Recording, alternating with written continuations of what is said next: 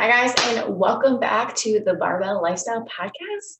This is so exciting because I actually have Marissa here with me. We're doing this podcast in person today and not back in Virginia and New Mexico. Well, we are in New Mexico, but we're both in New Mexico. Yeah. So today is going to be a little bit different. We're going to do a Q&A. So we asked on our Instagrams any questions that you guys might have for us. That we have 21 questions that we're going to try to get through today. But first, we'll just kind of talk about our trip because today is Marissa's last day here with us before I take her back to the airport and she leaves me forever. We'll be back. We'll be back. But yeah, it was an awesome whole week that we got to spend here with you guys. And just got to do a lot of outdoorsy stuff, eat some really good food made by Christine herself. And yeah, just good spending quality time together and like actually being able to sit down. So like the funny thing is we were like, oh yeah, when we come to New Mexico, we're gonna record a podcast episode like every single day. We're gonna get so much content, and like we just did not do that. There was so much other stuff to do that we were just like, nope, we'll get one in. And so the Q&A actually turned out really well though, because we got a lot of really good questions. And kind of looking at this list, there's a chance that this will be a 2-part episode, but we'll just kind of have to see. Yeah, and then there are definitely some questions that we feel like we can make full episodes on, so we'll try to do our best to get through all of them. Yeah, so we'll answer everything, but if we are going to make another episode on one topic, or if we have made an episode, then we'll direct you to that as well.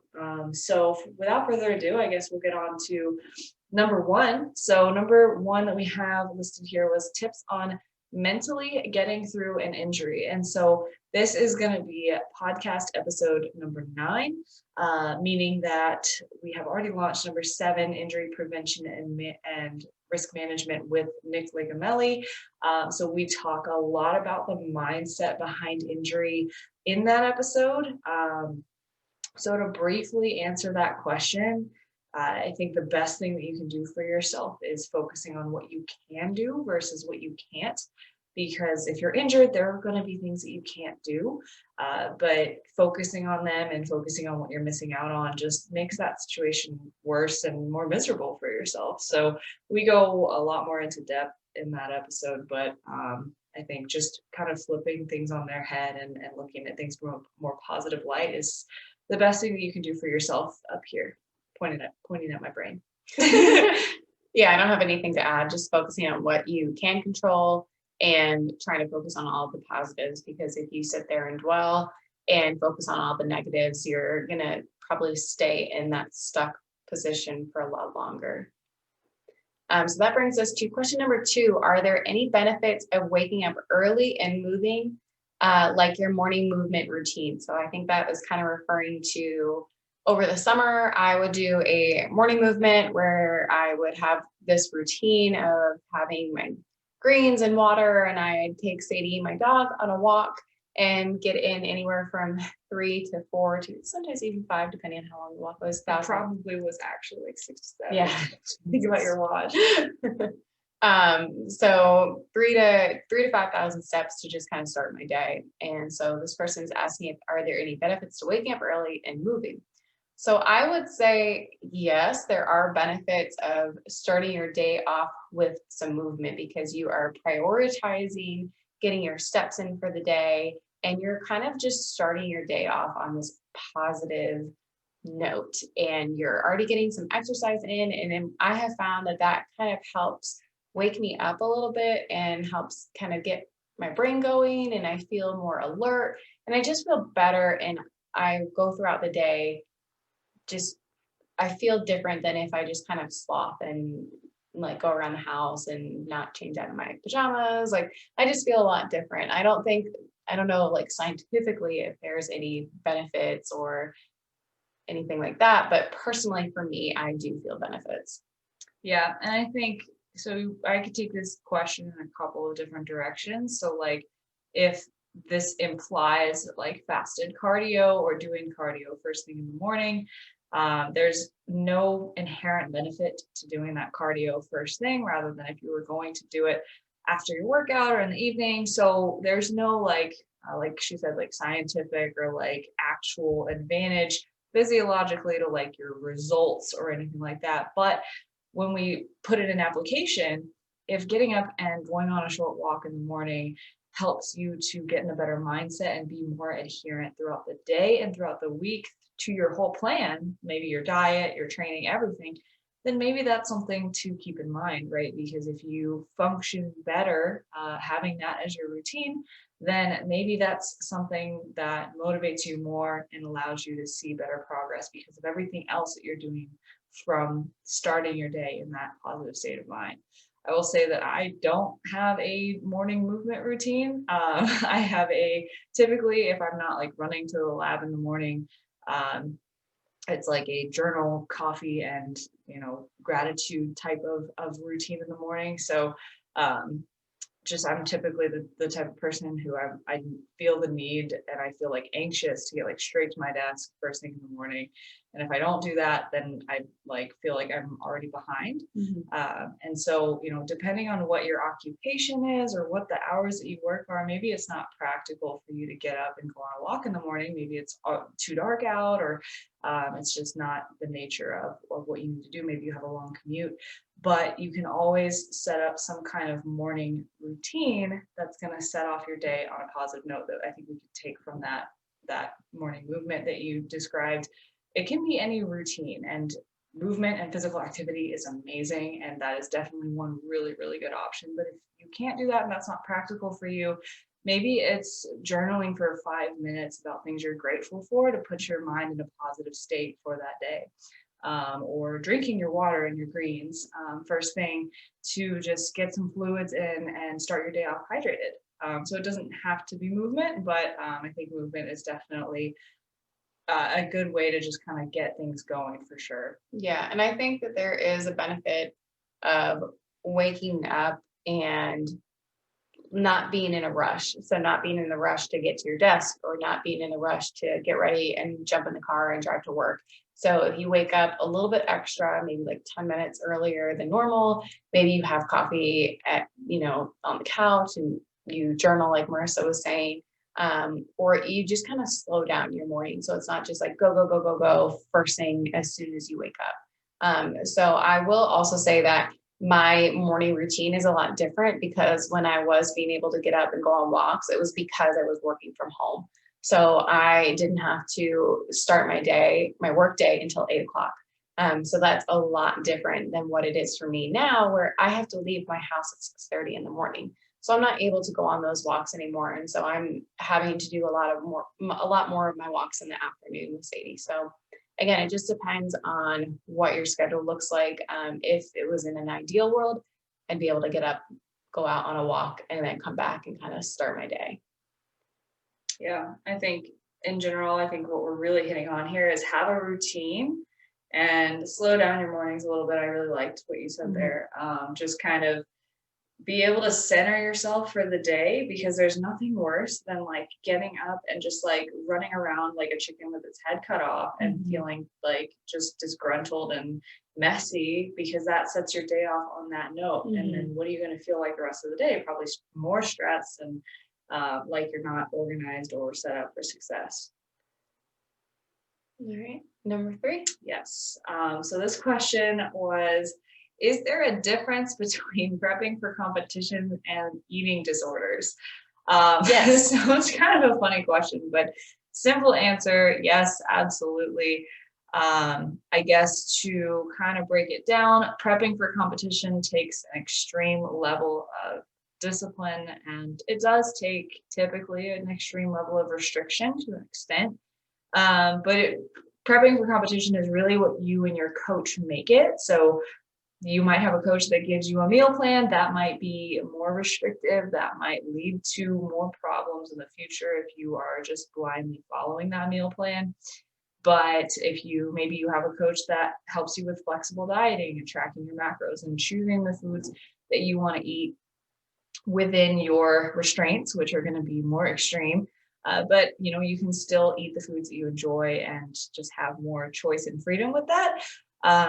And so that's typically what we recommend for any kind of diet, whether it's contest prep or just regular life.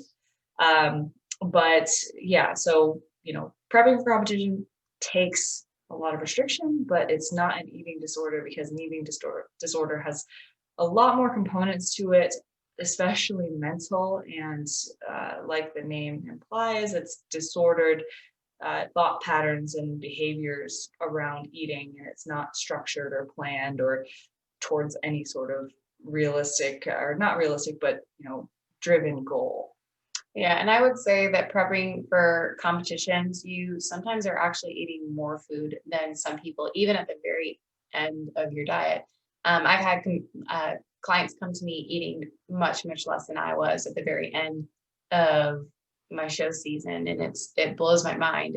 But I would also say that prepping for shows, your eating is extremely strategic. Like everything has a purpose. Whereas eating disorders, I feel like it's a lot different. And like Marissa was saying, they're more complex, and they have a lot of different components that go into it. And of course, there are lots of different eating disorders that you can have. You can have the restrictive eating disorders where you are basically trying not to eat anything at all. And that has a lot of issues with, they go hand in hand with body dysmorphia. But then you also have binging and purging where you're overeating. So if you're prepping for a show, you're not really able to eat over your macros. But can prepping for competitions lead to disordered eating or eating disorders? Yes, absolutely. So if you are in prep and you feel yourself having different tendencies towards food, or you're starting to have issues, first of all, definitely bring them up with your coach. And hopefully your coach can help walk you through any issues that you're having. But of course, if it's out of their scope of practice, then hopefully they refer you to a professional who can help you through that. But I also would say that there is a difference between disordered eating and eating disorders, which we could do a whole podcast on that, I'm sure. But disordered eating, that like you might have family members who look at how you eat for a bodybuilding competition and think it's weird, or think it's weird that you have this compulsion to weigh all your food or not eat anything that you can't track 100%.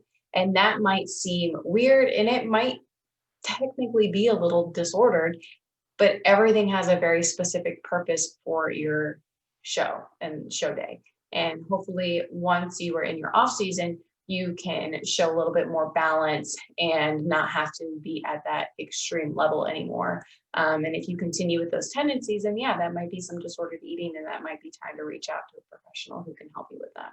Yeah. And I also wanted to add that eating disorders have a lot of shame and guilt and self-hatred associated with them. Whereas prepping for a competition is empowering. It really shows you what you're made of. It really empowers you to realize, this is my character building. This is, what I'm going through to reach a specific goal. And it's very, very empowering, and just, it's selfish, but it is also one of the most difficult, I guess, self-discovery journeys that you can go on for yourself. Whereas eating disorders, it's very self-destructive, and it's not building you up. And yes, there are health risks with competing, because it's an extreme sport. Anytime you take a sport to a higher level, it's going to be extreme no matter what that sport is. But if you have a good coach that is going to bring you in and out of that process in as healthy a way as possible, then you shouldn't have much to worry about. And with eating disorders, they're usually, you usually put them on yourself, and there's no real end in sight. It's just kind of a spiral downward. It is very self-destructive. So kind of two opposite kind of ways of looking at it there too. Number 4, best ways or tips to eliminate bloating. So this is a really good one, because I feel like, I don't know, I feel like women experience bloating a lot more, or maybe more, I don't know, levels of extremeness. Or pay more attention to it. Yeah, I think we pay a lot more attention to it.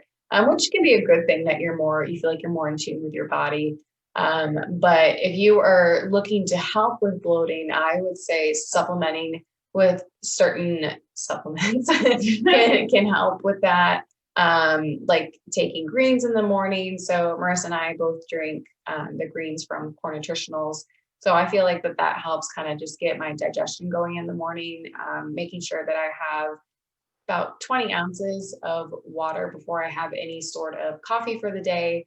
Those have really helped me that going on a walk, ironically, in the morning helps kind of get everything going. And I feel like that brings me on like a better note to start the day. But when it comes to eating, I would say making sure that your heart rate is down when you're eating your food, that you're not super stressed, you're trying to rush and eat your food, taking your time, enjoying your meal, and making sure that you chew your food thoroughly.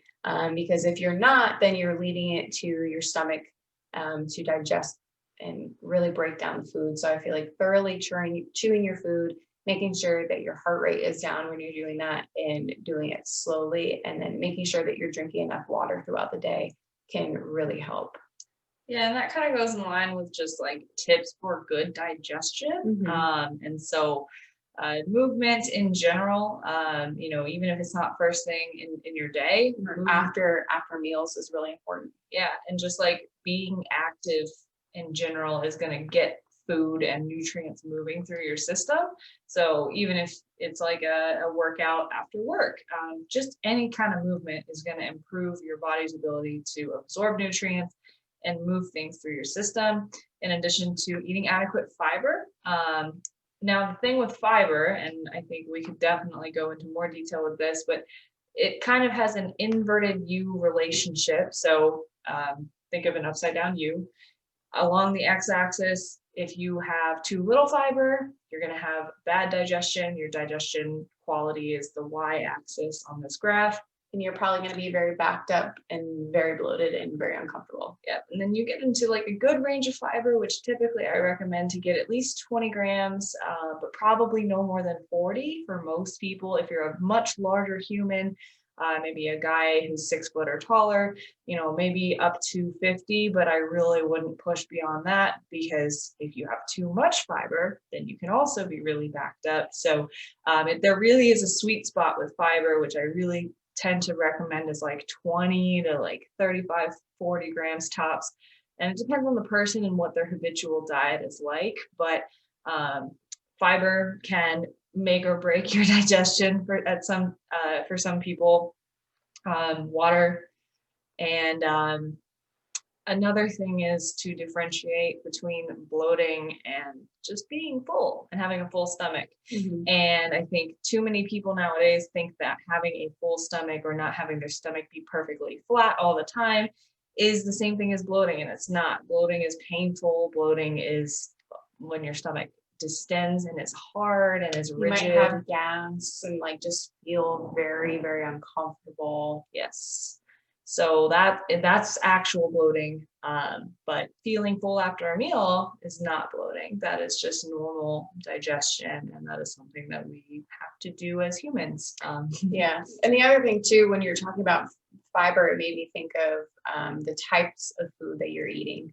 So if you're eating high fibrous foods all day long, and maybe you're eating like Brussels sprouts and cauliflower and broccoli, and or maybe you're eating high volume meals all throughout the day, you're probably going to be feeling just, again, very full, very bloated from the types of meals that you're eating. So sometimes, like for example, I used to think that brown rice was healthier than white rice, and I had this big misconception that I believed for a really long time.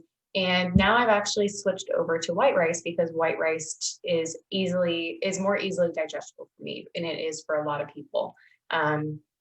So focusing on foods that work for you and your body. And so another thing is, I used to have oatmeal, and I would have that as my pre-workout meal, but I felt personally like that just sat in my stomach for hours, and I'd go to the gym and just feel very sluggish and feel very full. So I switched over to cream of wheat. So focusing on foods that are going to be easily digestible and maybe don't have a lot of volume can really help in terms of bloating. And also not eating foods that you might have food sensitivities to. So trying to figure out what foods might trigger a bloating, not session, but symptoms. So that can be really hard sometimes because we eat a lot of foods that have a lot of different ingredients in it. So I'm not an expert in this by any means. So actually, I feel like this would be a really good one for Lacey. But trying to figure out, like, there are people who do, was it low food map? FODMAP. That's my so trying to really simplify your diet and then incorporate foods into your diet and try to see if you have any symptoms of bloating. But again, it takes a lot of commitment and probably something that you should work with a professional with. But really trying to figure out and focus on foods that you feel like you're sensitive to. And it can be really tough too, because sometimes you might eat something and you may not feel the effects of it until 24 to 48 hours later. So I know that I'm this way. If I eat something, I'm like, oh, what did I have at my last meal? And that's something that can be really tricky, trying to pinpoint what is causing those issues for you. Yeah. And for a lot of people, these things tend to be dairies, glutens, and just like highly inflammatory foods. And so those are kind of the first things that I point at if someone is having a bunch of digestive issues. I know that I personally have a lot of clients that, like, with like protein snacks and protein like foods, tend to cause a lot of digestive issues for a lot of my clients. Like specifically Quest bars, because they have like 14 grams of fiber in them, but it's like a different kind of fiber. And I don't really know the ins and outs of that, but a lot of people tend to either get really backed up or even the opposite from eating those, or like protein snacks that have those kinds of fibers in them. So, and the sugar, alcohol too. Yeah, that can cause some GI upset for some people. So the best thing you can do, and if you're not going to do an elimination diet and bring things back in, 1 week at a time, because that's difficult and restrictive, then just pay really close attention if you're starting to feel bloated, and really ask yourself, am I taking care of all the other simple things like water intake and sleep and stress management, and spacing out your protein?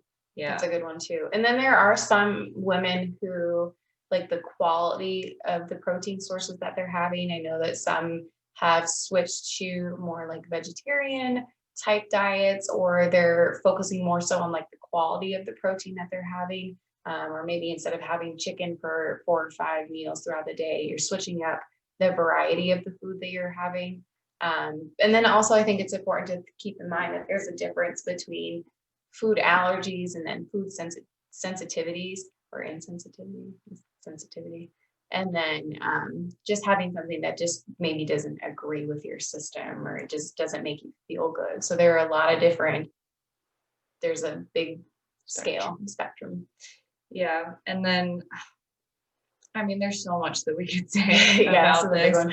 But I think we covered it pretty well. I mean, and so like I was kind of going on that tangent a little bit, stress management, and all of the other things in your life that maybe you don't necessarily associate with having GI upset, but a lot of times if you're in a very stressful situation in your life, and you're not handling it well, that can cause, bloating, indigestion, PMS can cause indigestion. There is so much stuff that goes into it, but the best thing you can really do is just pay close attention to what makes you feel good. Make sure you have good routines in place. Going back to question number 2, hydrate yourself first thing in the morning. And then the thing I wanted to add was for supplementation, greens or probiotics are really big ones. So there's probiotics and there's prebiotics. Prebiotics are supplements that feed the gut bacteria that you currently have. And prebiotics are also found in food, because your gut feeds on the foods that you eat, but you can also supplement with prebiotic fibers and that sort of thing. Probiotics are supplementing actual bacteria for your gut. And so I personally take a probiotic, and it has been a game changer for me and a lot of my clients, because you're basically diversifying the gut bacteria that are digesting and breaking down the foods in your system.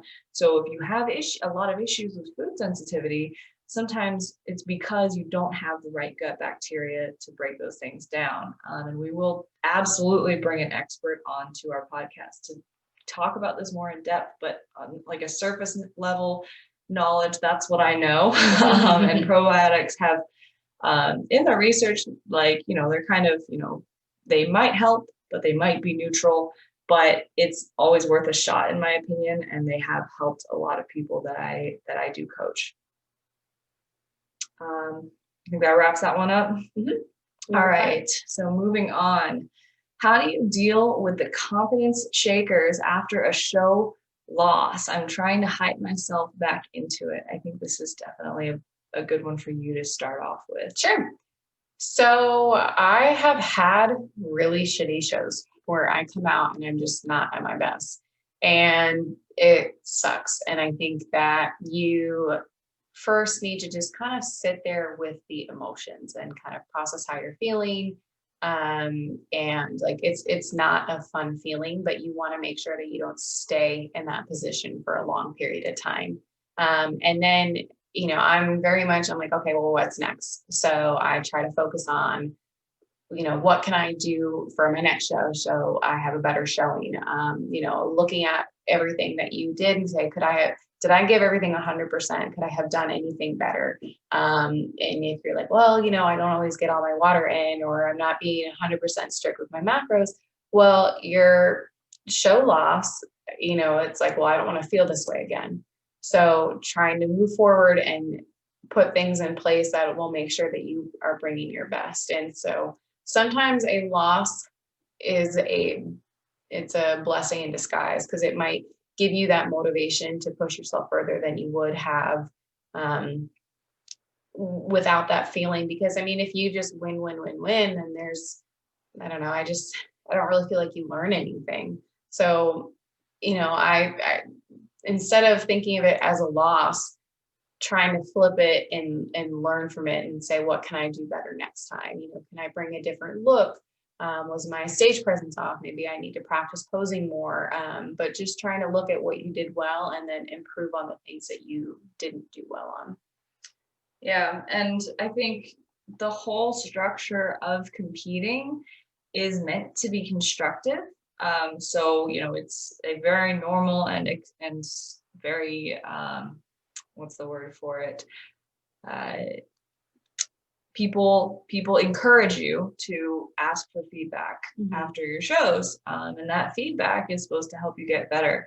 And even the people at the very top, the pros on the Olympia stage, get feedback from the judges on what the judges want them to improve on with their physique. And so bodybuilding is a very subjective sport where you are trying to please a panel of judges who are essentially just comparing you to the people that show up that day.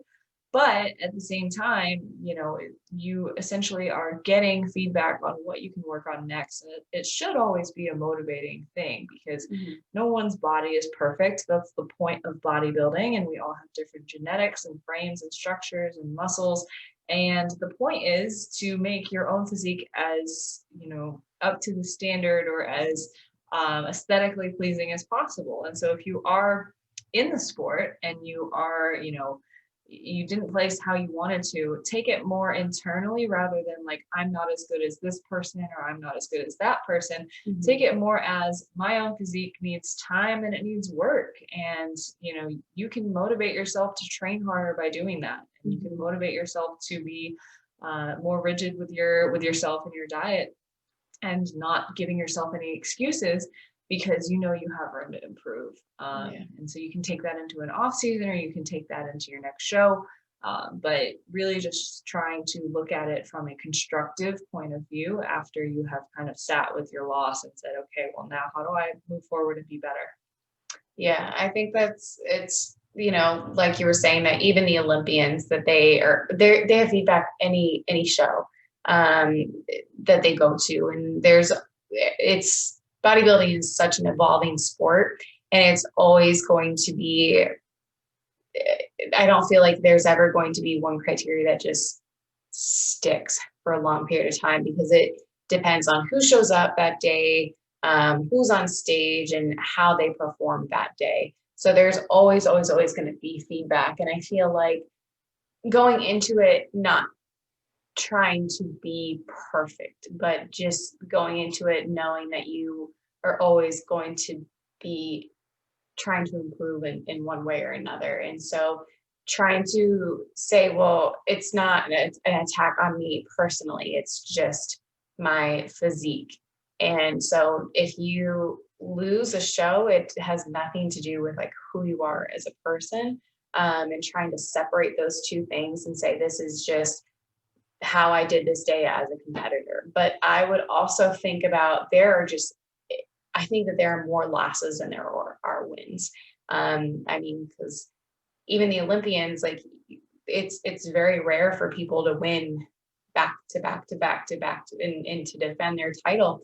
And there are going to be the people that come in and beat them. So just constantly trying to bring your best too, because I think if you spend a lot of time focusing on other competitors, that takes away from what you are doing and what your success looks like. Yeah. So just get back into it. Just get back up, dust yourself off, and keep going. Because I mean, it's all about how you feel when you're competing. So number 6, what is your favorite part about show day? So I mean, we both love prepping. We love the process of it. And I would say when it comes to show day, though, specifically, I love having my friends and family there with me. I think that is the thing that I enjoy the most, that it's something that's kind of brought everyone together. We all get to enjoy and celebrate. So I love post show more than show day, but it's not for the food, that obviously is very exciting, but it's more so just so I'm able to enjoy my time with the people that I love and share in that moment and share in that day together. You stole my answer. Oh no, sorry. I also really like the quiet, like kind of like, oh, the work is done morning of the show before getting backstage and before kind of everything gets hectic, because you wake up super freaking early. But like typically if you're at a regional level show, like they'll say prejudging starts by like 8 or 9. It's kind of like across the board, like that's pretty common. And if you're booking, so that's probably why if you're booking tan, hair, or makeup, which I typically tend to do. I know Christina doesn't, but if you do that, you're going to be at appointments very early. But it's very quiet, and you kind of just get to sit, get your makeup done, or get your tan done, and kind of like sit with your coffee and just have a slow morning and be like, wow, okay, there's nothing I can do now. I just got to enjoy and soak up the rest of this day. I really like the mornings of show day, but I think my ultimate answer is going to be the same as hers. Yeah. So I think that we should do a whole I know that we did a podcast on competing, which was number 4, but I think having maybe another one, maybe later, but talking all about like the actual show, like show day, the morning of, how the shows are run and all of that stuff. I think that'd be a really good one. Yeah. Number 7, what do you eat the morning of your show day? Short answer, whatever your coach tells you to. There's no real magical food. It's not like, oh, if you eat peanut butter and rice cakes, that's better than, a burger and fries. Because I know that some people do have that the morning of their show, or they have pancakes, or they have egg whites. I know that some coaches have clients that do a lot higher fat and not as many carbs. So there's nothing magical, just whatever has been working for you, whatever is going to help you look your best on stage. But it's, whatever your coach tells you to eat. Yeah. And it needs to be, I think one important thing is you and your coach should have kind of already practiced this peak. So, a few weeks out from your show, maybe you're already lean enough. The goal is to get lean enough ahead of time so that you can practice this a couple weeks out and say, okay, if I do this little carb load or whatever for a couple of days, and then we practice peaking for a whole Saturday, I wake up and I have, it's usually going to be something that you have regularly because there's no risk of digestive upset with that. And then just kind of seeing how you look and practicing that hour by hour with your coach, or seeing how you look the next morning. That's something that you should be collaborating on. And so that kind of goes into one of our questions, how do you find a good coach? But spoiler alert, 2 questions from now. But yeah, so it should be something that you have been working on already. And it shouldn't be like this total surprise and like something you've never eaten before, because that doesn't make much sense.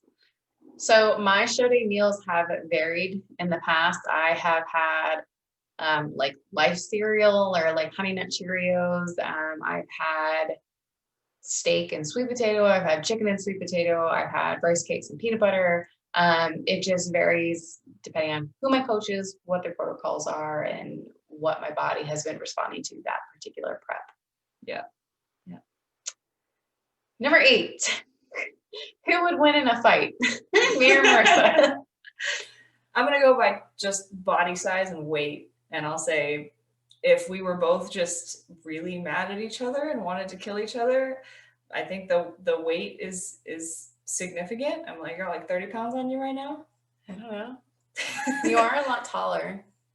But as we discovered the other day in the gym, you have not taken any sort of like fighting classes or anything like that. I haven't. Right. Like the closest I've gotten to that is practicing. I don't even know if it's a real jujitsu, but jujitsu with Aaron, and he'll just kind of like headlock me in his arms or legs, and I'm just like, can't move. So I actually would like spar with my husband and like do combinations, and so I don't know. Yeah, I think it would even that out a lot, the weight difference. Yeah, because I would say that technique is way more important than just size. Brute strength. So me. I think we have to. I think we have to side with ourselves. Yeah, having that confidence that you'd win in a fight. Yeah, but I don't know. And maybe if I just. But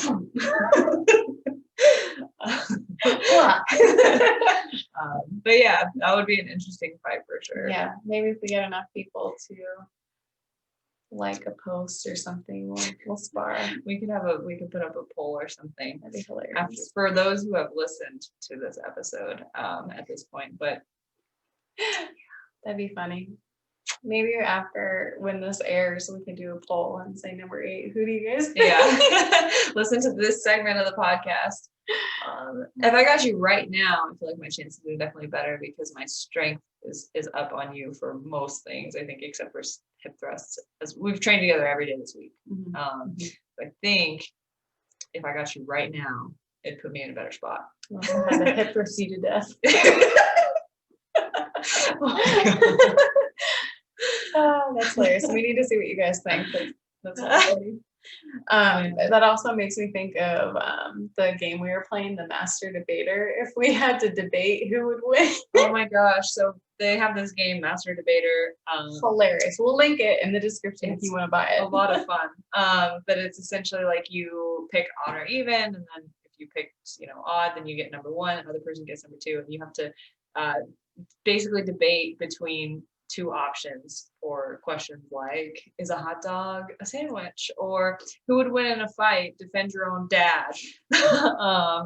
Or what were some other ones? They were funny. Oh my gosh, they were hilarious. Oh, the barrel of poop. Oh, if you're stuck in a barrel of poop and a baseball is being thrown at your head, would you duck? And you have to defend either yes or no. Pro or con Nickelback. That was a good one. And I got pro Nickelback against Aaron, so he had nothing because he actually likes Nickelback. Yeah, that was hilarious. So I did win that one. Number 9. Moving on before this gets too off track. How do you find the right coach? So like I said, this is definitely a topic that we could draw out for a lot of different things, like diet, training, how you are compatible with that person. But So I think we'll probably do a full episode on this topic, or just like finding a good coach, or And finding like red flags, things to look out for when you're speaking to someone. But essentially, they should align with your values and what you're looking for. They should do things custom to what you need and want. And I think one thing we actually talked about last night over dinner was, don't pick a coach that's dying on a hill over one cause. So, if you hear on Instagram, like at the keto coach, I don't know if that's a real person, so don't look them up and harass them, please. But like at the keto coach, or like at the paleo coach, like if those are people that you are looking to hire, know that they're not going to change their approach from what they are on that hill for. And so I think there's something to say about a coach who is, I guess, in a way more humble, in that they just want to help you get to your end goal, and not by any particular method, but just using the methods that we know exist and figuring out which of those is going to be the best for you, that you enjoy, can stick to, and can see results from. And as you probably know, that's going to be super different for every single person that you come across. And so if you are, I think that one of the biggest red flags that you can find with a coach is someone who is dying on a hill for one particular method, whether that's keto or paleo or intermittent fasting, or something that is, maybe it's a hot and sexy method of a way to diet, but what if you try it and you find out you don't like it, and then that coach isn't willing to give you any leeway or change their methods to help you? So that puts you in a sticky spot. So just looking for someone who's willing to adapt to help you get to your end goal, and isn't selfishly trying to make you a success story for their method. Yeah, thanks. You made some really good points. And what I was thinking about is, there are a lot of different coaches out there, and a lot of really good coaches. And so I would say research, don't be afraid to ask questions to make sure that their philosophies align with yours. But also be open to trying new things. So if you're very stuck in your ways, then it might be very hard for them to actually coach you. So making sure that you are coachable when it comes to that, and also making sure that you're honest with your coach, because your coach cannot coach you if they don't know the full story. And then also, your maybe political views, or, different viewpoints, like you don't have to align with them on every single, like thing in life. Right. Yeah. That you might have someone who like you really don't agree with, but they are an excellent coach and they may be great for you. And you don't have to be best friends with your coach. That you just need someone who's gonna, like Marissa was saying, make you like help you reach your goals, and help you become the best version of yourself. So just making sure that you do a lot of research, that nutritionally you guys align with each other, and they're not going to do anything like too extreme. And that they're not just stuck in one way of coaching, that they're open to trying new things and trying to find out what works best for you and your body and your lifestyle. Yeah, I thought my coach hated me when I hired him. Brandon, if you're listening to this, I literally thought you had something against me for the longest time. It's hilarious. He probably won't listen to this, but if he does, yeah, I thought he hated me, and I was like, that's perfect. Like, I'm like scared to disappoint him, so like I want to like be a really good client. So, but I wouldn't necessarily recommend that. But it's like, I was pretty sure he actually didn't, but like I would always joke like that I thought he did.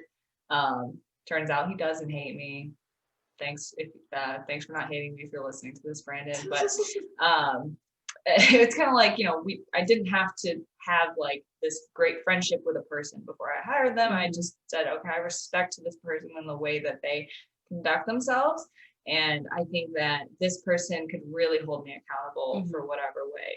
So funny anecdote there. And I also think too, to keep in mind that like you might have a very good coach who fits you in a particular moment, and not, while I don't think that you should jump from coach to coach to coach, but I do think that there are times where you might have evolved beyond what they can offer you. And that's okay. And or maybe you just want to try a different method, or a different type of coaching style. And that's fine. I don't recommend you having like 6 or 7 different coaches all in one year, because there are people who do that. And you're never gonna see results from doing that. So I would say, in short, to find the right coach, do research. Don't be afraid to talk to that coach before you hire them, or talk to previous clients that they've had, or current clients, to kind of get a better view of what that coaching experience is going to be like, and then just be open to trying new things. Yeah. But we will definitely make a full episode on that one, because I have so many things that I like to talk about for that. Yeah, definitely. So number 10, impact of elevation on strength training, any impact to strength or cardiovascular. So I'm going to let Marissa answer this, because she has some recent insight. Yeah. So Virginia is sea level, but New Mexico, spent a week with my dad in Santa Fe.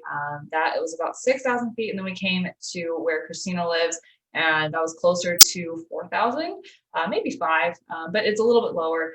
I really noticed the elevation difference at 6,000 plus, especially when we went hiking above 6,000 and up to like 10,000.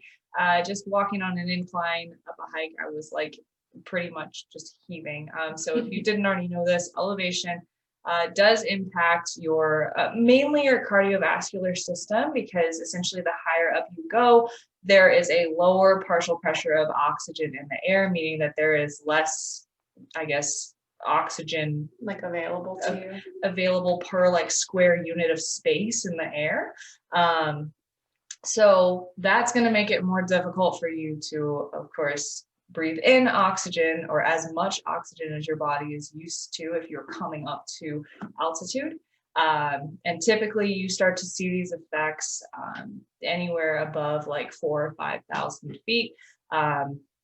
So it's going to be mainly cardiovascular and respiratory, because it is oxygen related. And so your endurance exercise is going to be impacted much more drastically than strength training.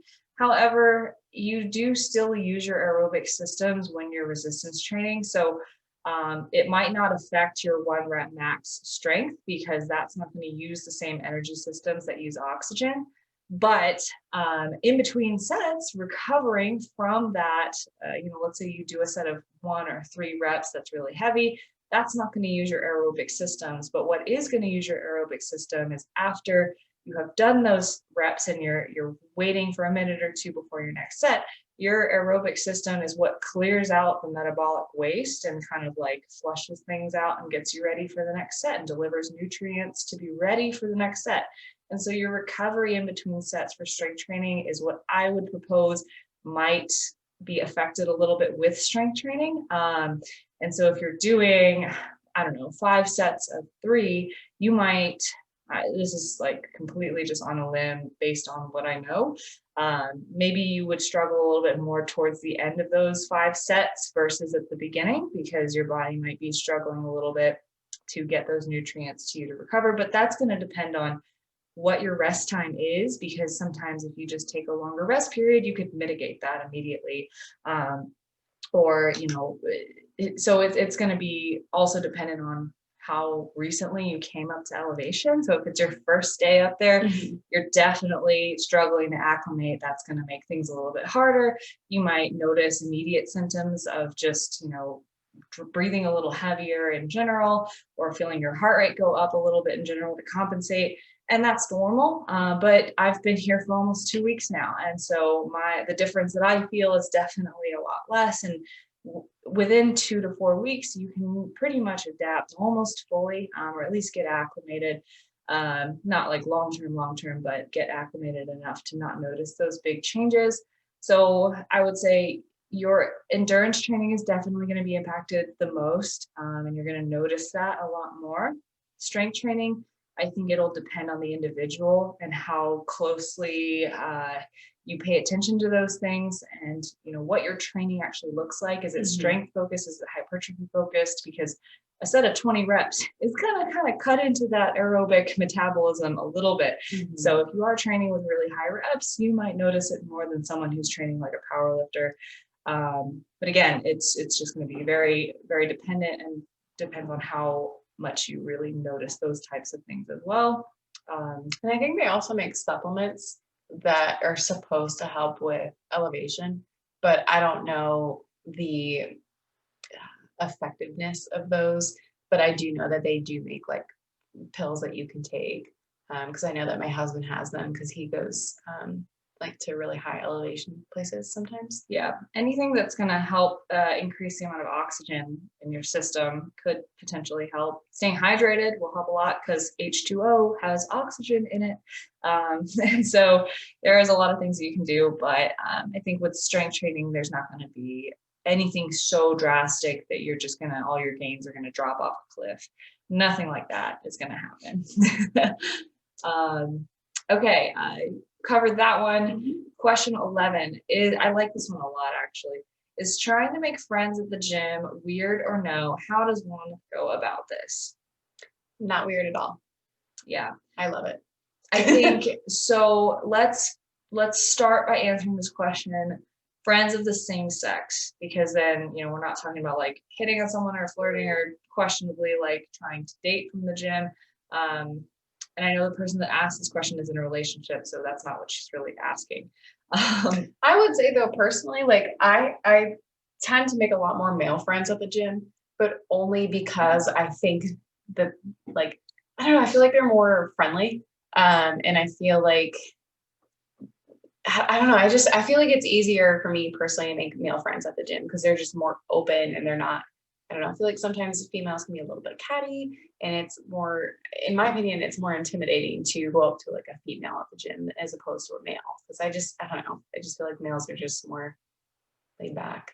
Yeah, but also I think that goes to the point of like, how do you go about making friends with a female? Because it can be hard. It might be more difficult, right? So women tend to be a little bit more closed off at the gym. There also tend to be more guys. So just from the pool of numbers, you know, you might have more interactions with males at the gym just because that's typically how it tends to go most places. That's changing, but it's still pretty male dominant. Absolutely. But yeah, what I would say is, you know, just start by smiling at people and waving hello to the regulars that you see. So I know that when I went to Gold's regularly, I made friends with a couple of the girls there. And it was very like casual friends. Like we never really hung out, but it was just like we would have a little bit of small talk at the gym. And, you know, if you wanted to take that further and become closer friends with someone, you absolutely could. And at the previous gym that I went to and worked at for a while, I made a bunch of friends there. And honestly, one of the ways that you can do it is by looking at the location tag on your Instagram. So if you are very Instagram active with fitness stuff, you know, and you post that kind of stuff, you'll probably be able to recognize other people who do the same thing and tag the gym that you go to. So if you want to be able to approach people, or you want people to maybe approach you to become friends, tag the gym that you go to in your posts, because they can people can find you based on your like gym location. And so I've, you know, become more comfortable talking to someone at the gym after I've like maybe found their profile, because then I know like, oh, like we have more of the same interests than I thought, or like I saw their profile and like, oh, they're really into lifting, or this is their goal. Maybe they're competing too. And, you know, maybe you can learn some things, and, you know, it's not really creepy. Like social media is an open book nowadays. Like that's just how people meet. So you can use that as a tool. But I think that's how we met. Yeah. Social media. And fitness was the number one thing that brought us together, and that's where we are now. Yeah. And so if it's in person, you know, just start by smiling at people, saying hello to the regulars, asking how they are. And then, you know, maybe if you see one of the girls in the locker room that you see all the time, you know, ask her what she's hitting that day, what muscle group she's hitting that day, or what she's doing. Just start some small talk. And, you know, if someone really doesn't want to talk to anyone at the gym, like they'll make that known. But don't stop trying just because you have one bad experience or a couple with some rude people. And I think too, whether it's a male or female, not trying to go to the gym and like have conversations with people, because I know that would be, I'd get frustrated with that, because I'm there to train. Yeah. And, do I mind having like, a couple minutes in between a set to talk to someone? No, absolutely not. And I'm not going to try to be rude about it, but it is frustrating. And that would make me not like, that would not hit well with me. Yes, not, or sit well.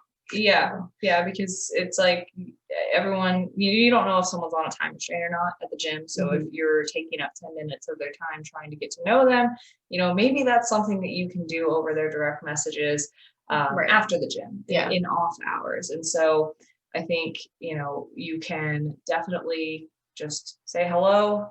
Maybe even, if you ask someone what they're working on and you, can I do this exercise with you? Can I work in with you on this one exercise? And maybe eventually that turns into doing a whole workout together, and then maybe you exchange numbers, and maybe you hang out or message and get to know each other in another way, in another setting. But start small, because people do go to the gym to get things done and kind of get out. And be aware of that, but also know that you can kind of like stick your toe through the door and see what happens. Yeah. And it's so funny enough, my husband and I have made some of our best friends at the gym. And what happened was I had to get over my fear of talking to people at the gym in person. And so we had just moved to Texas from Virginia. We literally had no friends. We didn't know anyone. And I saw a couple walk into the gym, and the girl was wearing a Washington Nationals t-shirt. And I was like, okay, what are the odds that these people are wearing a national shirt here in Texas? Like, this is my chance. Like, I need to say something. I'm really glad I did, because they ended up eventually switching gyms to their university gym. So if I hadn't approached them, we probably never would have crossed paths again. So I went over and I just said, hey, like, Nationals, like, are you from Virginia? And they were like, yeah, we are. And I was like, oh my gosh, like, I am too. We just moved here. And I mean, that right there was the first thing we had in common. And we ended up, they went hiking, and they were able to kind of show us around, because they had just gone through the same thing as us 2 years ago, moving to Virginia, not really knowing a whole lot of people. So that was one of the best things that I've ever done, was just getting over that fear and talking to someone in person. Yeah. And there's a lot of people that I've met at gyms that I still keep in touch with. I technically met my boyfriend at the gym, but didn't actually interact with him until I was outside of that environment. But, you never know how that can kind of kick something off. Yeah. I met my entire friend group from not being afraid to approach someone at the gym and saying, oh, hey, I see you're wearing a shirt with a volleyball club I used to play for on it. Do you play? And that's how like my whole friend group at home came to be. So, it really does start with something small like that. Yeah. So just go for it. Yeah. Just go for it. And if they say no, well, whatever, then you're still not friends with them. Next person. Yeah. Yeah. You've got nothing to lose. Number 12, favorite workout brand for leggings and favorite brand for tops. So if money was not a factor, Lululemon, absolutely, hands down. I feel like they have some of the best quality and I mean, sometimes you can still snag some stuff on sale. But if I am being a little bit more conscious about money and things that aren't going to break the bank, I really do enjoy Rider Wear. I like their seamless collection. I think that they just fit really nicely. They have a lot of different styles. But I have also found a lot of success with Forever 21. I have some of my favorite pairs of leggings and tops from them. And you can get a lot of cute stuff for a lot of, not a lot of money. Yeah, I will stay with my my workout clothes snobness, because I pretty much only have Lulu leggings, and I don't buy tops. I literally just cut t-shirts. So my favorite brand for tops is Core, the Nutrition Corners, and basically everything I get from working for Core and being affiliated with Nutrition Corners, and then I just crop them. But leggings wise, so the thing about Lulu too, though, is you only really need a couple of pairs, and they will last literally forever. So even though they are expensive, you get your use out of them like crazy. And so they're not gonna like rip or tear. And I'm pretty sure they have some kind of insurance on it where they can like fix it for you or something like that. I think so. But I've never even run into that problem. And then the other thing, so I told someone about this recently, but if you have any kind of fitness occupation or affiliation, it doesn't have to be like your full-time thing. You can get 25% off of everything that you get from Lulu. So it's called the Sweat Collective, and this is not an advertisement. I am a part of it though, because I'm a coach. Me too. But even like my boyfriend could actually sign up for it. He's a club volleyball coach. So if you are a volleyball friend who's listening to this and you coach club or high school, you can bring that proof of identification in, and that also counts towards 25%. Or any kind of like group fitness instructor or like anything like that literally counts towards you becoming a part of that and just getting 25% off everything. So it can be brought down. I think it's totally worth it. And you can take advantage of sales that they have and stuff like that. Oh yeah, we made too much section on the website. It's like they mark those things down. So yeah, it's definitely worth it. We love Lulu. Every girl does. Yes. So you probably already knew that answer, but just if you didn't know that extra information, then favorite holiday. This is a nice quick little one. Probably Thanksgiving. I love Thanksgiving. Time with family. Great food. Great food. I also love the 4th of July because America. Yeah. It's fun. Yeah, It's so much fun. That was a fun one this year. It's starting to grow on me a lot more this year. Yeah, I love it. Um, I love holidays. Just again, it's going back to the show day. I just love being with friends and family. It's just so much fun. Yeah. Okay. 14. Do you guys get a lot of male clients or mainly female? I would say for the both of us, mainly female, but we still do take on male clients. I have had a few that are just like they're not really interested in coaching. So I am very selective about the males that I will take on as clients. I don't treat them any differently than my female clients, but I would say a majority are female. My percentage has actually gone up a lot for male clients lately. So I would say out of my clients right now, I probably have like 6 or 7 guys. So it's climbing up to like maybe a third of my clientele. I love it. I love working with guys. It kind of started as just like working with my guy friends who like had questions and wanted help. And I do still coach and help some of my guy friends out. But I've actually, because they've, either posted on their social media saying like, hey, these are the strength gains that I made with Marissa, or this is what she helped me do. I've actually like really been able to enjoy coaching a lot more guys, and it's a lot of fun. I think guys are just a different mentality. They look at food with less emotion. Adhering to their diet is typically easier. And so you can see some really cool stuff happen, and guys' metabolisms are a lot faster. So typically they just end up eating more and realizing that their body can work like a machine. Yeah. And so for me, I have guys among a variety of, I guess, goals. So I have some volleyball players who are working towards, a summer season or, peaking their vertical jump. I have one guy right now who's going to start prepping for a competition this week, aiming for the summer.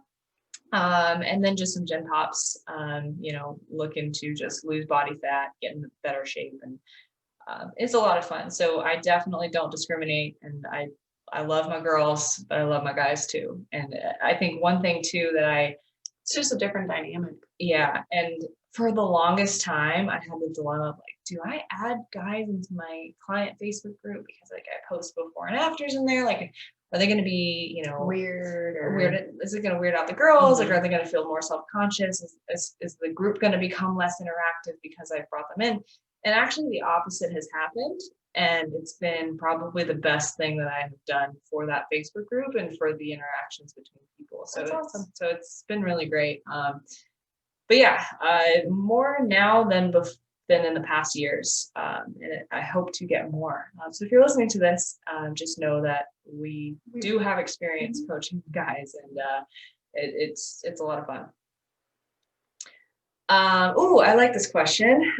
15, any other podcasts that you really like? If so, which ones? So I guess we'll just rapid fire list these out, get a pen and paper. The ones I listen to the most are 3DMJ, which is 3D Muscle Journey. Iron Culture, both of those have Eric Helms in them, and he is so eloquent in the way that he speaks, and he's so good at breaking down every topic. Stronger by Science, Andy Frisella, Real AF. Go ahead. I think that's the top ones for now. So I really enjoyed the TNT podcast, which was the Training and Nutrition Truth. Oh, they stopped though, but right? They stopped. Yeah. But they have a lot of really good information. So if you go back and listen to their older ones, it's still very, very relevant, but they were really good. Redefine Healthy Radio. So that's with my coach, Paul Ravella, but he has kind of stopped that. And he has now, I guess they do the Pro Physique show or podcast. I haven't listened to that one. I do like Real AF with Andy Frisella, but we also really liked his previous one. Why am I blanking on what it was called? The MFCEO project. So TNT though, that had like Sal Frisella, and like, so Sal is now like a part of some of the Real AF episodes. So like they kind of integrated them, I feel like, so you can get yes and no, because I would say Real AF is not, it's not fitness. It's not fitnessy, but really people. Yes, people, because I enjoy Sal. I think he's really funny. And I really, really enjoy who he is as a person and like his mindset when it comes to parenting. But yeah, so Real AF, MSCEO. The MSCEO is more business based, but it still is a lot of personal development. So I really enjoy those. And even though they have discontinued or stopped the podcast, there's just so much good information. It's a gold mine. Yeah. I also really enjoy Mind Pump. I enjoy all of the guys on the show. I think they're really funny. They talk about really good information, and I love the personal aspect that they have with their lives. And again, I love the parenting aspect. I think it's just because I do work with kids, and eventually maybe see myself having kids. I just like how I don't know, their parenting philosophies, and they think that they bring on really good guests.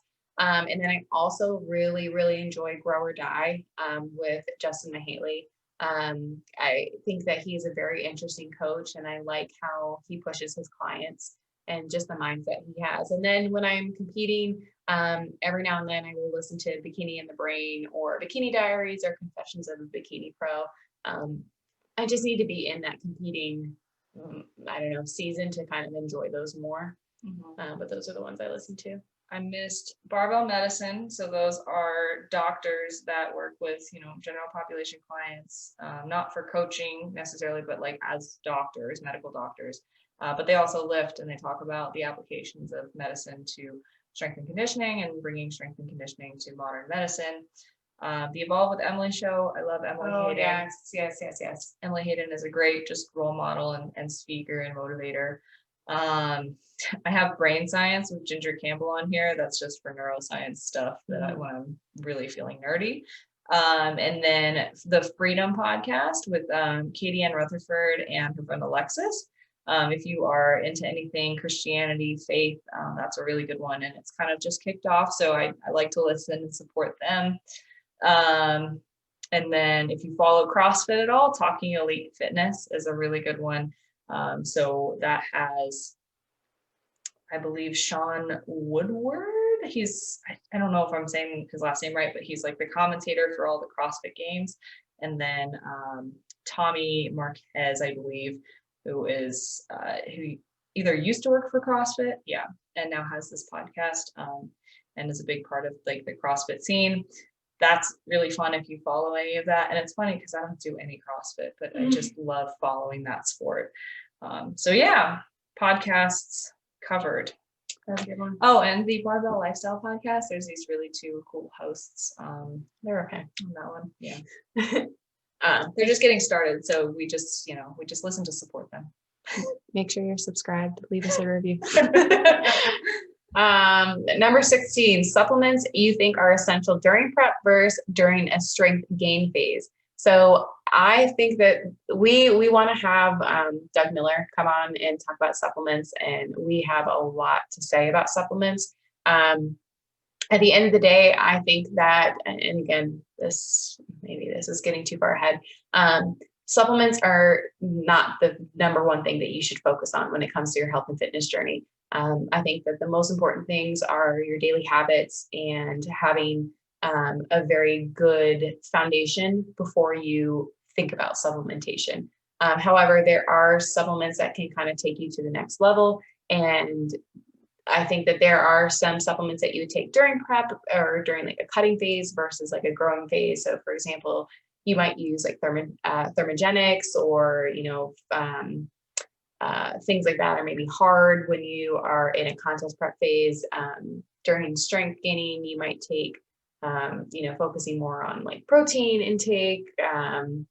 Maybe a meal replacement if you're low on calories.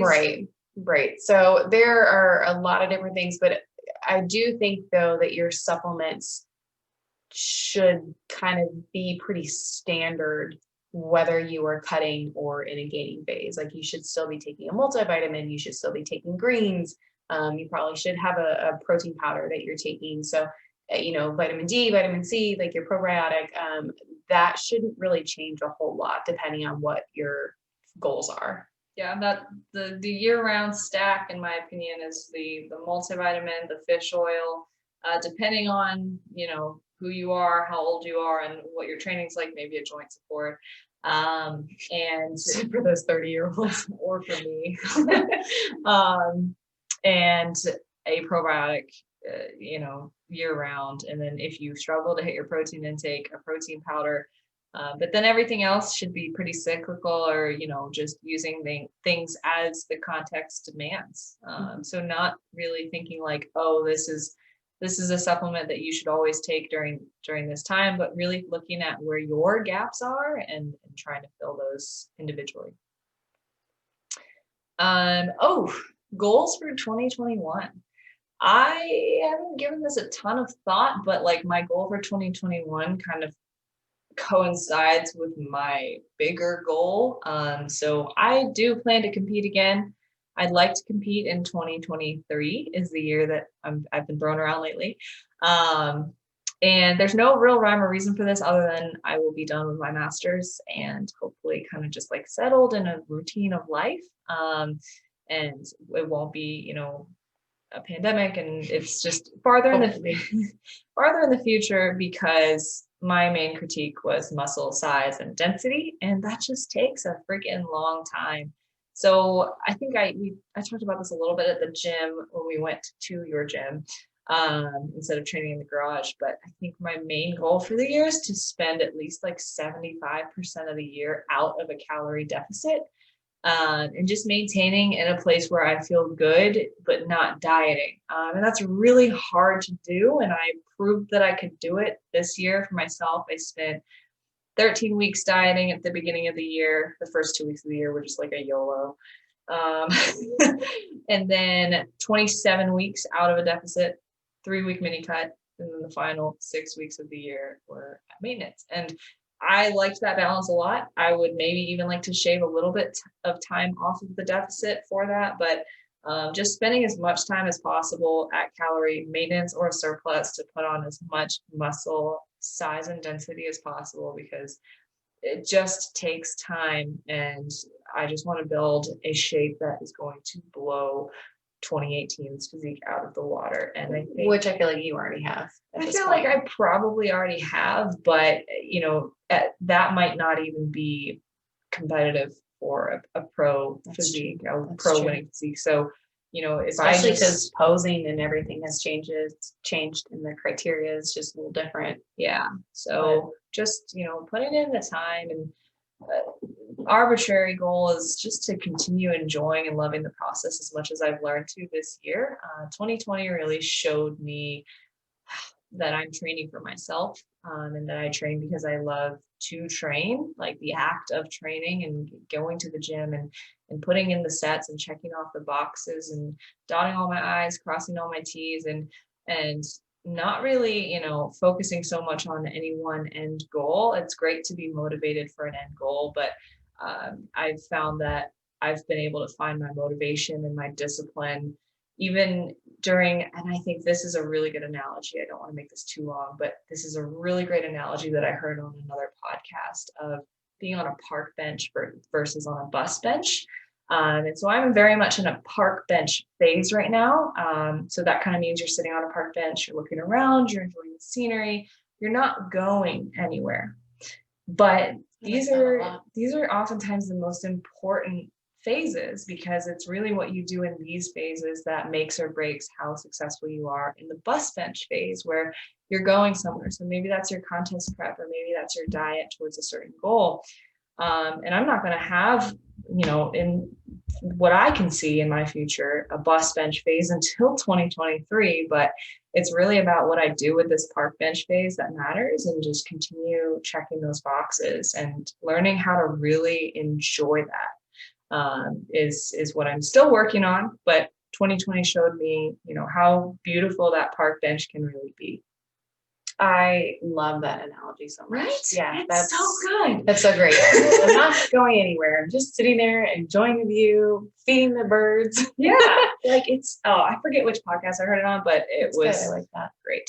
If you think of it, we'll put it in the show notes. Yes. My goals for 2021, same thing. So I haven't really thought about it. So Marissa and I, this is our second annual New Year's that we spent together. So I think that once I leave, my husband and I will sit down and we'll kind of plan out goals for 2021. This is the time that we go back and look at how 2020 went. And of course, it was a very abnormal year, a little different, but just going back and kind of reviewing and saying, what did we accomplish? What didn't we accomplish? What can we do better for this year? Is there anything else that we want to do? Have our goals changed at all? So that'll be something that we'll probably do this week or next week. But for me, the things that I can think of right now, I guess going for 58 episodes, I think that would be where we would be for this podcast at the end of the year. So I'd like to have 58, or maybe minimum of 58, because we might have some bonus episodes, and maybe like 60 episodes. I don't know how many views or downloads, but making some sort of, numerical landmark. Yeah, coming up with something like that, but also making, a podcast chart, I think would be really, really cool. Because we put a lot of time and effort into this, and it's something that we're both extremely passionate about and are really, really enjoying. So something like that, we'll come up with a goal. I keep saying this, but I'm so bad, but I would love to have my YouTube channel monetized again. And that means I'm like spending more time and doing YouTube again. It takes a lot of time and energy, but maybe hiring someone that could help me kind of ramp that back up again. And then the big one to put out there into the universe is ProCard in 2021. And if I'm not able to, for whatever reason, my coach thinks that I'm not, I shouldn't compete in 2021, then doing ProCard shit in 2021. So like Marissa said, if my bench is a park bench instead of a bus bench, then doing things I need to do to get my pro card. And so trying to enjoy the journey rather than focusing on the end result. So that I think that's really important for me, and not trying to rush the process as much as I might be frustrated that it is taking a longer time than some people. But again, it's my journey, and I just need to continue to focus on me. So those are the couple, I guess, maybe 3 things that I can think of right now. And then just continue to build my client base and putting more time and energy into that aspect of my business now that I'm not prepping. So that's really important for me. Yeah, I literally have not thought about like business related goals, because again, we've been traveling and I'm going home in like a day. So that's when I'm going to sit down and like really write those things out for my own business too. But like the personal goal with like training and competing, I think that's more so probably what they're asking for. And I think just park benching the shit out of the year. That's hilarious. 18, you take this. Do your significant others support your goals to compete? What should people do if their significant others don't? So This is so much to unpack. And again, there's so much that we could say about this. And this was actually the first question that I went through, and I turned to Marissa and I was like, we need to make a full episode on this one. Yeah. Because if it's not your significant other, maybe it's your family, maybe it's your friend group. And there's just so much that we could talk about. So in short, to answer the first part of the question, yes, my husband does support my goals to compete. He may not at every maybe not at every moment, but if I'm prepping and he's like, yeah, absolutely. Like respectful. Yeah, he's respectful of it. He may not understand every aspect, and why I continue to do it all the time. But he is supportive. Yeah. Well, I can't really like know exactly because I met Aaron right after my season in 2018, like literally right after, like a week after. But as far as how the relationship has gone so far, it's been like over 2 years now, and as much as I'm in an off season, I still take my goals very, very seriously. And he's always been really supportive of that. And if anything, it's motivated him to do more. I remember, ooh, Dang it.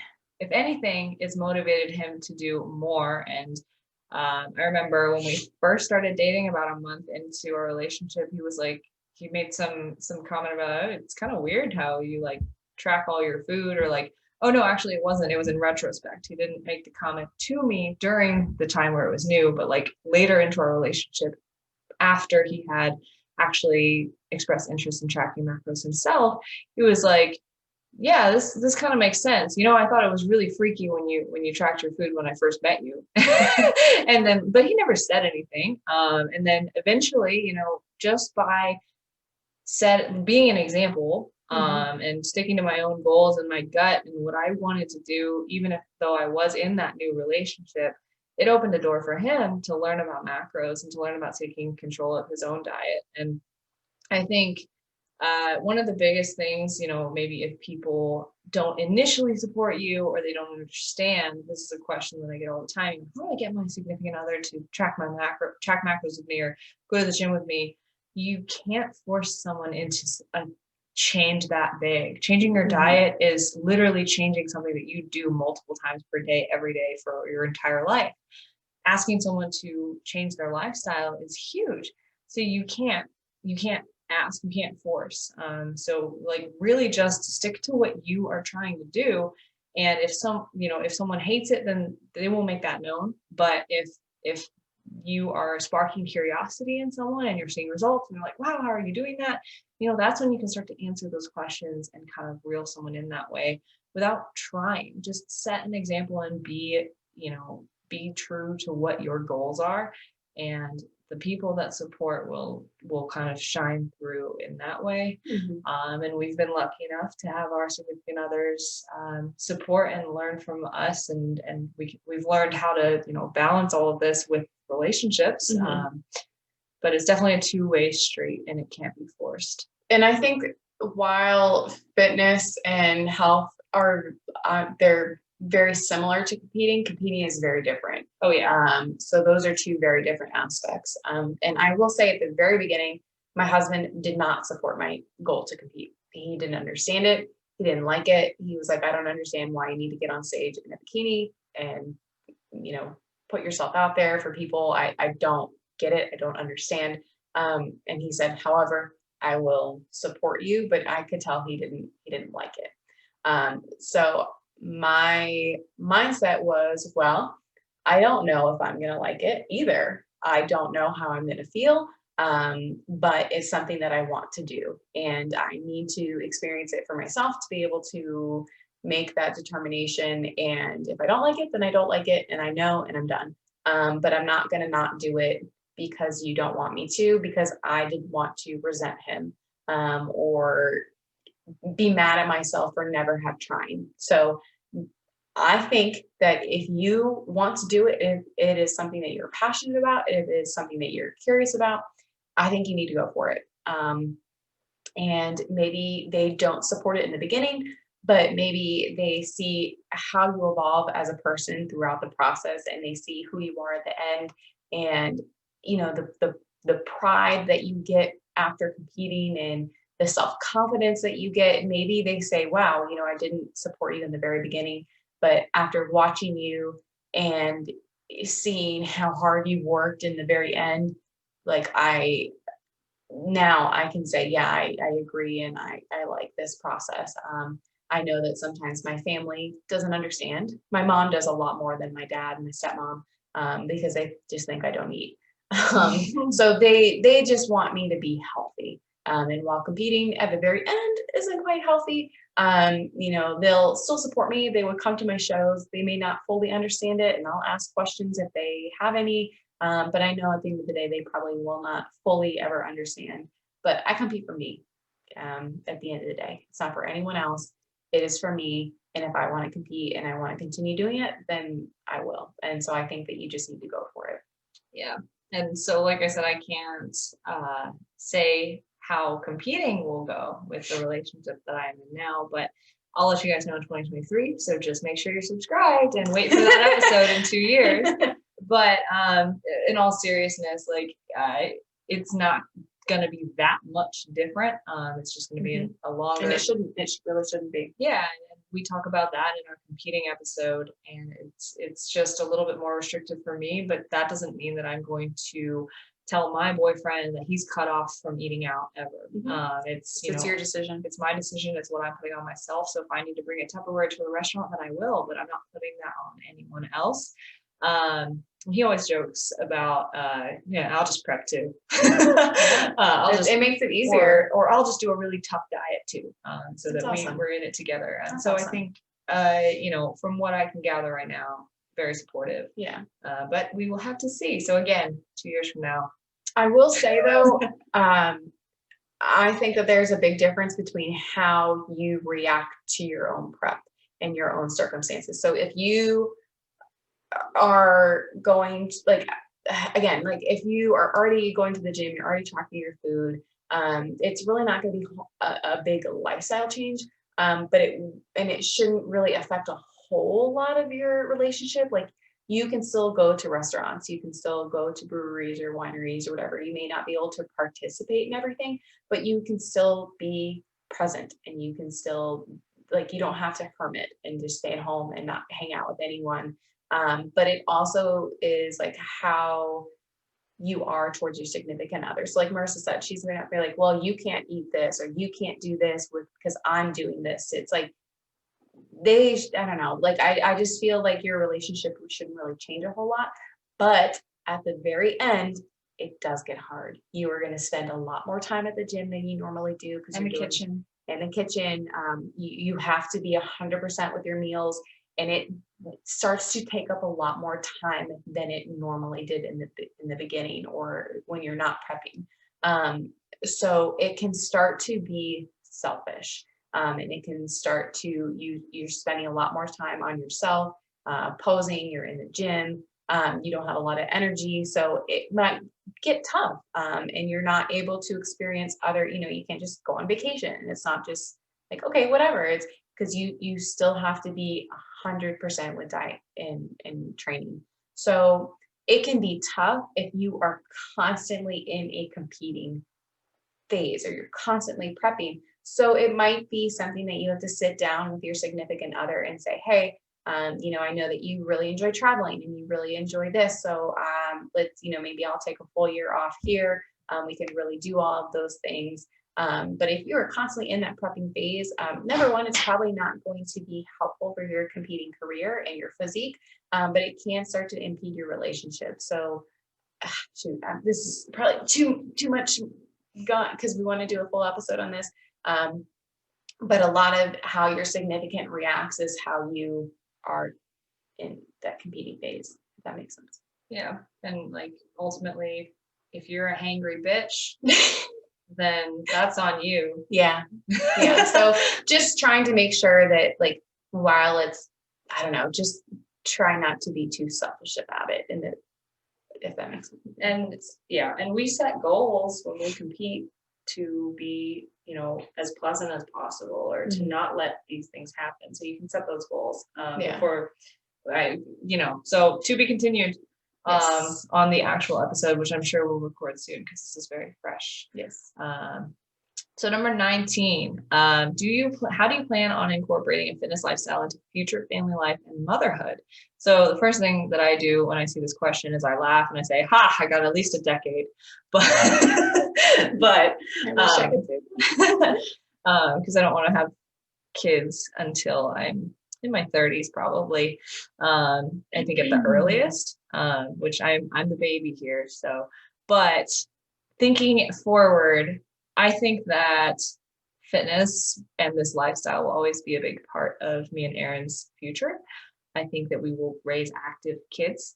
And I think that in terms of like competing or fitness, I think that I would probably be done competing. I mean, I can't say for sure, but like how I envision it is I will probably take up CrossFit because CrossFit takes an hour of your day and that's it. You're in and out, warm up, cool down, and workout all done in an hour. You don't have to think about it. You don't have to do it. So I think that CrossFit is a really great option for people who are parents and live a busy lifestyle. Maybe they just need to get in and out from 5 to 6 in the morning and be done.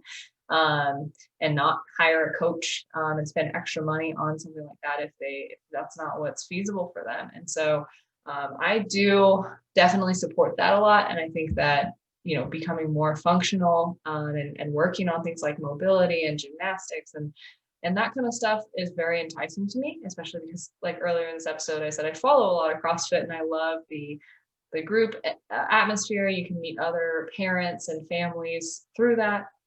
I see that in my future as a mother because I think it's the most efficient and comes with a lot of benefits that bodybuilding doesn't necessarily. So unless I just really have a great 2023 season, it doesn't have to be successful, but let's say it's something I want to continue for 15, 20 years, maybe it is. And maybe bodybuilding does extend out through motherhood, but I think that practically speaking, if I'm a working mom, that might be an avenue that I take. And I definitely encourage it if the person asking this is thinking about this, because it's just, like I said, efficient and comes with benefits like community and more than just how your body looks. It's about what your body is capable of. Absolutely. Fitness is always going to be a part of our lifestyles, whether we have kids or don't have kids. If we do have kids, fitness and nutrition is going to be a very important aspect of their lives, just because I feel like it contributes to so many other avenues. And just being overall healthy, I feel like you have a better quality of life. So character too. Yeah. So it's definitely going to be something that we incorporate. I think that, it's very important for you as a parent to lead by example. So I would love my kids to see that aspect of my life and how much that contributes to who I am as a person. Does that mean that they need to compete, or does that mean that they need to, weigh and track their food? No, absolutely not. That they're their own individuals. But I think that they should have a good, solid foundation and just lead active lives. How I plan to incorporate that, I probably will compete after having kids, or in between kids. I don't know. I don't know how that is going to look. But I do think that there can be a balance. And, while pets are not the same thing as kids, we had a small glimpse into our future when we got a puppy who was 5 weeks old. And we had to find that balance between taking turns watching Sadie. I would be like, okay, well, I'm going to watch her. Can you go and make, workout at 2:00? We'll switch off. I'll have my pre-workout meal and then you take her and then I'll go train, or I'll go do my cardio. And so I felt what was really important for both my husband and I is we had to be very vocal and we had to communicate with each other and say, this is what I need to do today. How can I help you? How can you help me?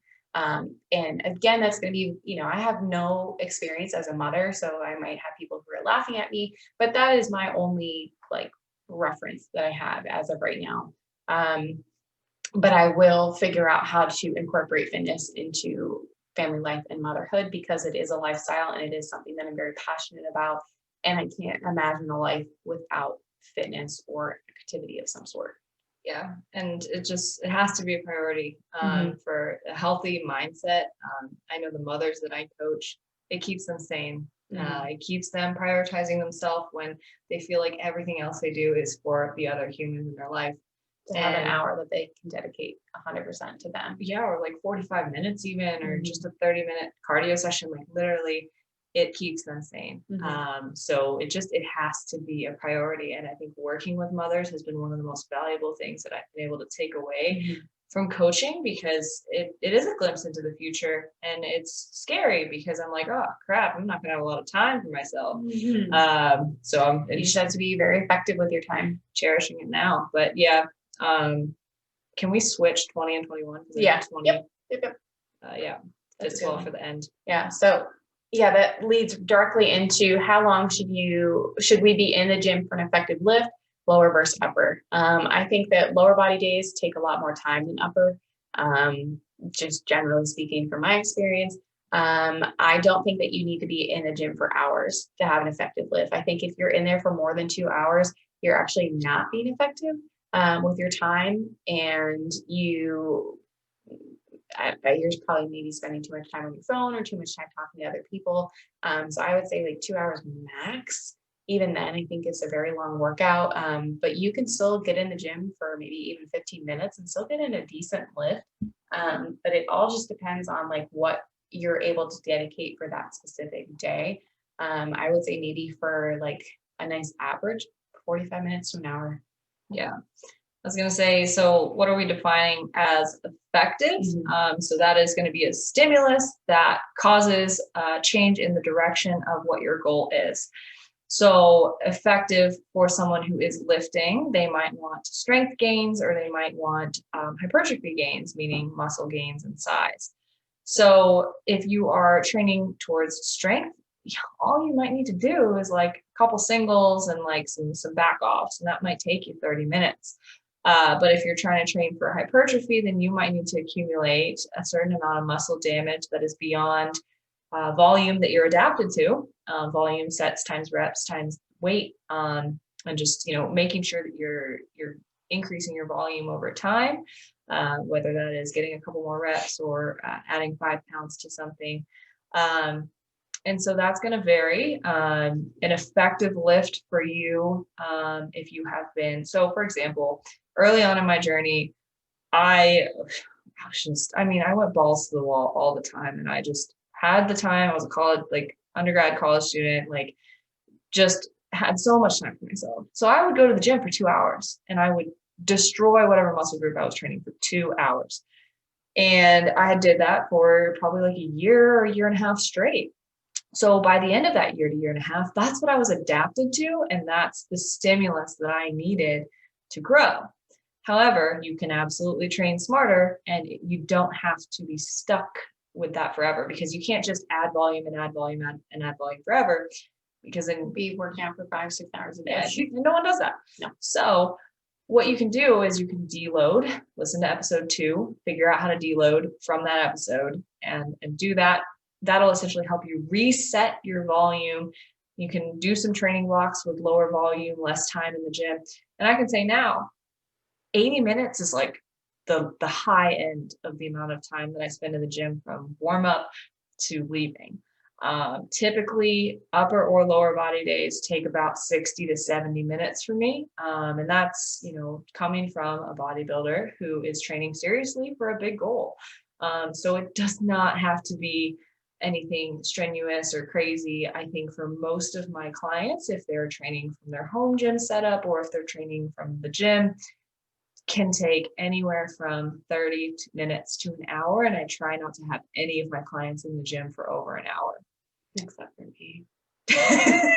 Well, you are a competitor. So the other thing too to think of is your gym sessions don't need to be continual or like at the same time. So like if you only have 20 minutes in the beginning of your day, work out for 20 minutes. If you can squeeze in another 20 minutes in the middle of the day or towards the end, or if you want to do 3 20-minute sessions, you can do that too. I know that some people they don't like being in the gym for that long, and they kind of like breaking things up. Is that something you should do every single day? Maybe not, because I feel like you need some downtime to recover. But I don't think it needs to be all at the same time. And it really just depends on what your schedule looks like for that day and what your goals are.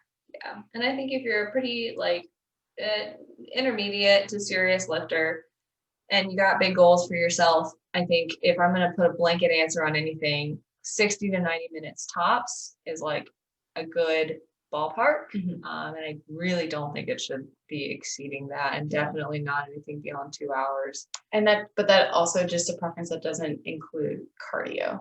Like if you have a long cardio session, like when I was in prep, I might be at the gym for 2 or 3 hours. Yeah, and that's, the end of contest prep when you, like we said, you're sacrificing a lot of extra time. And also this is going to depend on your rest periods. So a power lifter who is going through their volume block might spend 2 hours at the gym because they're preparing for a specific competition, and powerlifting requires much longer rest periods. You've seen the memes about it between sets. So you might be taking 5 to 8 minutes between heavy singles, but that's just what your sport requires. And that is another extreme that we don't really touch on because we don't power lift, but there's a lot of really good resources out there for that. And that might take up a bunch of extra time too. So to kind of answer this question for the Gen Pop, like 60 to 90 minutes tops, if you're training for a specific goal, like a competition or powerlifting meet, or even like CrossFit competition, yeah, you're going to be spending extra hours in the gym, but that's the point. So yeah, final question, which I think is a really good one to wrap up. Yes, it is. Who do you look up to in the fitness industry and why? I think the first two people that come to mind with this question for me is going to be Katie Ann Rutherford and Emily Hayden. And Katie is a core elite athlete. I've looked up to her since I basically knew of her, and she is just the queen of, in terms of park benching, patience, and just training to grow and to enjoy the process.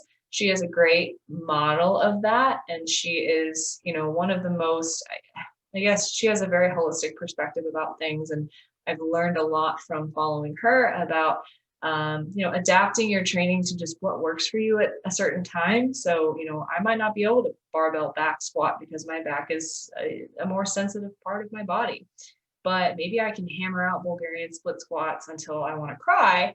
And that is still a great stimulus for growth. And I've learned a lot of that stuff from her. Emily Hayden, again, she's just not afraid to speak her mind. She's a great role model. She's a great motivator.